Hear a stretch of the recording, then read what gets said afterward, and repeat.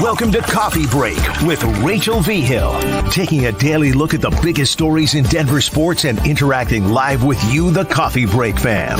So sit back, relax, grab a cup of joe, and enjoy your coffee break.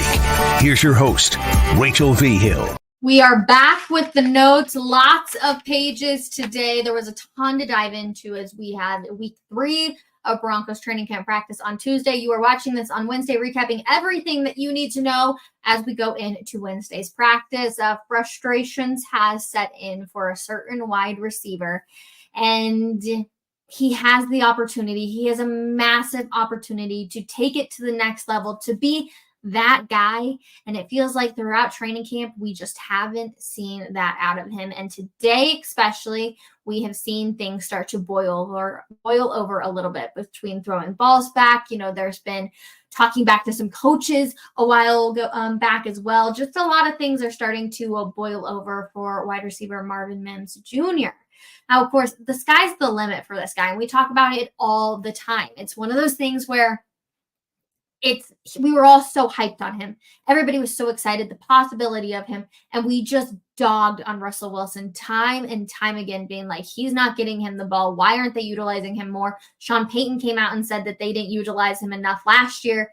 And now we're seeing him get some of those reps and be thrown into the mix, and he's not able to contribute the way I think he personally would want to, and the way Broncos country would want to. We're seeing him being thrown the ball, and we're seeing dropped passes time and time again. We're seeing, he can literally have his hands perfectly, and the ball just falls right there. Today we mentioned that we saw some ball throwing, and usually a lot of the guys will get the ball, they'll throw it back to one of the trainers, etc. He had the ball, just absolutely dropped it out of frustration after he had missed a catch. And I think it's starting to boil over a little bit. It's one of those things, too, where we're now it's like the dog days of camp. The newness and excitingness of camp is now over. It's been hot as hell recently in the 100 degrees time and time again. And it just seems like, are we going to see an explosion, or are we going to have a better day? And that's my kind of what I'm going to have my eyes on when it comes to Marvin Mims Jr. moving forward for the rest of camp. Because again, it's just kind of been consistent of like he hasn't been able to reach that potential. And it seems to be a little frustrating for him. And, we all want to see him succeed. I want to see him succeed. I want him to be that number 2 guy that can just absolutely stand out there behind Courtland Sutton. But right now on the unofficial depth chart, they even have Tim Patrick above Marvin Mims Jr., which we're going to get into the unofficial depth chart here in just a second. But another note coming out of practice on Tuesday, Sean Payton was not happy with the way practice is clearly gone. He came to the podium. He was very quick. He wanted to get whatever he needed to say out. And you could just tell that he was a little on edge. We've seen Sean Payton very relaxed, and we've seen him not so relaxed. And this was one of the things where he said, we'll look at the tape and we'll see, maybe this is just me and I didn't think practice was really good and it was fine. But Sean Payton not happy with how practice went on Tuesday, and he made sure that was definitely one of those things that was very well known. Okay, the unofficial depth chart. Here we go. I was on Denver Sports Daily yesterday, and the depth chart had just come out, and I was so pissed off about the depth chart. I was like, Sean, you are playing games with us. This is obnoxious. Like, it's very clearly, especially when looking at the quarterbacks, they have Bo Nix listed as the number 3 guy. It's very clearly between Jarrett Stidham and Bo Nix, Zach Wilson, just thrown out there. Like, it was very clearly. So when he had him listed as number 3, I was like, you're just playing games with people at this point. And Sean Payton wanted to make it very clear after he was asked about multiple questions about the depth chart that they just threw it together, and he had nothing really to say about it. And that was, to your point, exactly. I really want to just I'm not ready for a depth chart, but I have to get a depth chart. So it's easy to push the underlying players to the back of the line, and then make sure it's kind of where we sit right now, and that's really it. No, it's a good question, but I'm not trying to send messages at all. So what applied to you? Not trying to send a message to anybody on the depth chart. It is what it is. What was interesting, though, this time around is last year during this time, Sean Payton had the rookies first on the depth chart. But this year, they're all the way down at the back. And so it's like, well, what changed here, Sean Payton? It's not just a Sean Payton thing. Everybody's saying, oh, this is Sean Payton, a Bill Parcells way. Like, he's always going to put the younger guys down there in the back, and nobody should think anything of it. But it's weird that last year, it was the opposite. And a lot of the rookies were, at the top of the unofficial depth chart compared to some of the veterans. So Sean Payton's thinking, and I don't know exactly what's going through his mind. I would just love to have one latte with Sean Payton and be like, you know what, Sean? Just like no BS. Let's hear it. Like, let's go through what's going on in your mind. He also mentioned Jarrett Stidham being with the ones a lot more, which raised a lot of eyebrows and some questions of like, well, wait a second. Does that mean Bo Nix won't be starting? Does that mean Sean or Jarrett Stidham's going to start getting more reps? My whole thing with the quarterback situation is it is very clearly Jarrett Stidham's job to lose, but Bo Nix seems to be making the most out of the opportunity. We're seeing short passes from Jarrett Stidham, nothing that is daring, nothing that is exciting. But for Bo Nix, we're seeing some stuff that's exciting, some stuff that, can get you a little amped up. And so I'm just curious what Sean Payton is looking for when he's looking at this quarterback, and if it's going to be we're going safe or we're going with the exciting one, and whose pot are you going to be picking from? Because it seems to be very up in the air right now. Like, I don't even know if Sean Payton knows what he wants to do, besides the fact that he gave us that little hint of like Jarrett Stidham's going to be rolling with the ones. But it really doesn't make sense to roll with Jarrett Stidham. And we've talked about this time and time again. And I don't know. It just doesn't feel right to go with Jarrett Stidham at all, to be completely honest with you. Bo Nix looks really good. I think Bo Nix kind of won the practice on Tuesday. He's throwing good balls. He had the highlight of the day, which we're going to get into here in just a little bit. But he seems to be so comfortable, but he's not scared. And it feels like Jarrett Stidham's just a little bit timid because he knows it's his job to lose. And so he's playing it super safe. We don't want to play it safe. I just don't think that there's any need to play it safe. Go out there and throw the ball and see what you got and give us some highlight reel plays. And Sean Payton's not a huge fan of the highlight reel plays, especially when it comes to the wide receivers, because he's looking for consistency. But throw it to these guys. Let's see what we're able to do. We also saw a run period on Tuesday, which was very interesting because it was about 50-50 split. We saw all of the backs go down, and some of them got stuffed, and some of them were able to get open and run it back to the house. Now, of course, most likely they probably would have been stopped because you can't really go to the house in the game anymore. It's kind of insane if you're able to do that. But they're not going to like go after and hit Javonte Williams, hit Audric Estime or anything. Samaje Perine seems to be more in the mix nowadays, which has been also interesting considering I said last week he was gone. There's no need to keep him. The pass protection is the only thing that he really gives you that some of the other guys don't. But I feel like he's in the rotation even a little bit more nowadays and making plays. So maybe he heard the talk. He's got a chip on his shoulder and he says, okay, my time to shine. Let's go. But ultimately, it was 50-50, and it feels like the defense is really winning against the offense, and how much money the offensive line has in it, that gives me a little bit of concern because it feels like the D-line is really putting it to them every single day. Now, of course, you're not having the full-on hitting battles. Nobody's trying to get hurt out here, but it just feels like the defense is going to be better than the offense, and that's kind of a little unfortunate on that front too. Highlight of the day, Bo Nix to Lucas Krull. Just a beautiful pass straight down the middle, wide open. There he was. He looked great. And Lucas Krull does not pay attention to any of the social media chatter. We learned that today. Mike Kliss had asked a question to Lucas Krull when he was at the podium, and he said, have you gotten any crap about being considered the best player to come out of camp? And Lucas Krull looks around and he's like, be the best player out of camp. And he was like, who said that? And everyone, of course, points to Cecil Lammey. If you haven't seen that video, it's a really good one. I actually wonder if I have that video.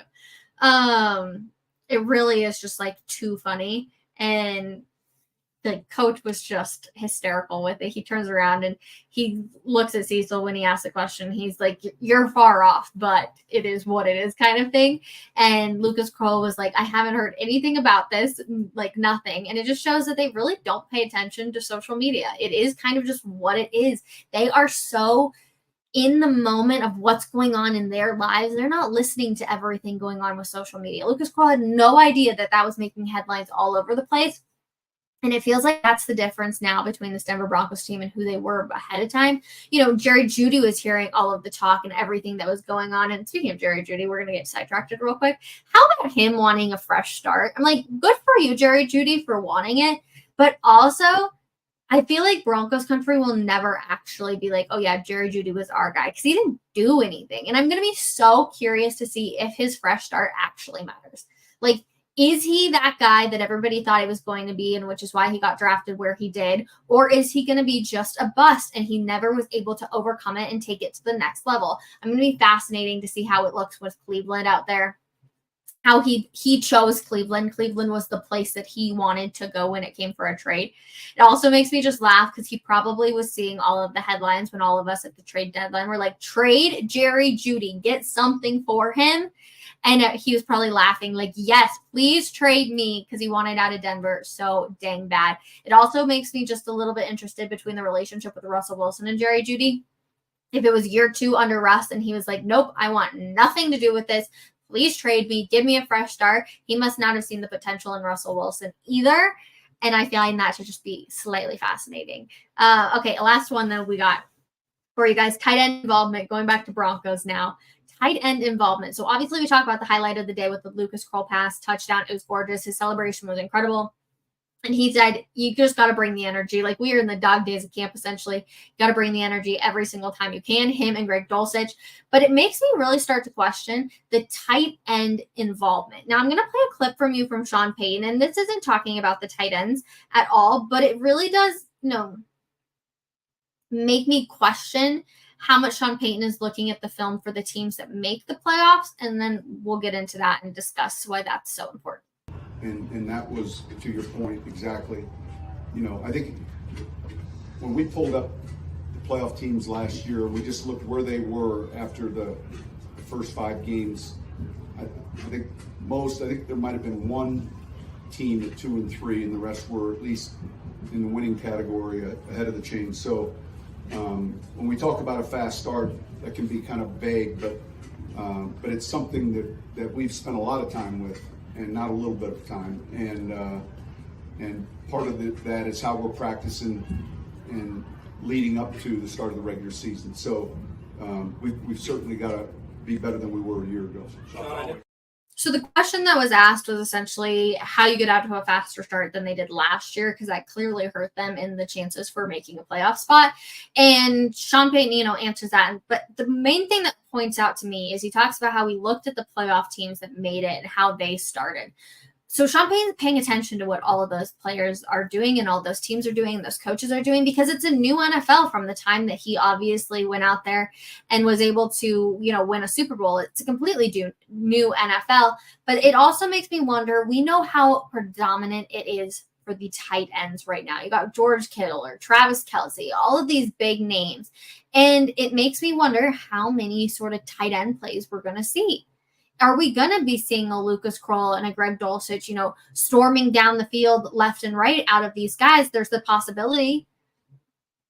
Adam Troutman, throw him in the mix. He's that great pass protection guy. Greg Dulcich, not so much. Lucas Kroll, a little bit more than probably Dulcich is.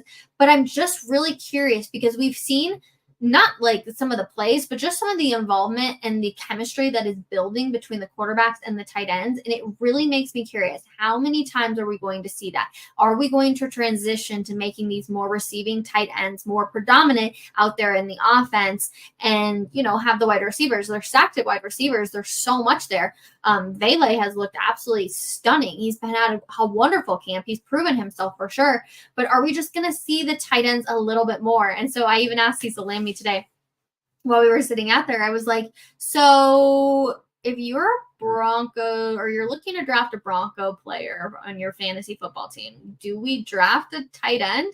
I just feel like we're going to be seeing a lot of involvement out of them this year. Not that I'm not the fantasy expert, so definitely ask Cecil Lammy that first. But I could see you getting quite a few yards out of a Broncos tight end this year between the 3 of those guys. So we'll see. Of course, I'm going to be curious to see what the roster ends up looking like. Adam Troutman, number 1 on the unofficial depth chart. That means absolutely nothing to Sean Payton because they just threw it together because they had to have it out there by 2 p.m. on Tuesday. But I just feel like we're going to see a lot of tight ends, and I'm kind of excited about that, actually. I think it's fun with Travis Kelce, George Kittle, whoever it is going to be gets out there, and they're able to be those bigger guys that carry people down the thing. So I'm kind of here for it. We'll see what actually ends up happening, of course, as the Broncos continue to work on their plans. Luckily for us, they're going to be scouting the Indianapolis Colts here coming up later this week, obviously with preseason game number 1. Praise the football lords, because football is finally back. We're going to see some game action. Jared Stone's my guess for the first half of it, and then I think we'll see Bo Nix for the second half, which will be really good. I'm excited to see how both of these guys are in the game setting. If Bo Nix gets nervous, are we going to see some of that rookie energy come out? And is Jared Stone going to take a leap then? Or is Bo Nix going to walk out there and say, you know what, I got this. I played 5 years in college. I feel good about my first NFL game, and really share that confidence with us. So there's plenty of good stuff to come later this week. We believe they are in pads for the rest of the week up until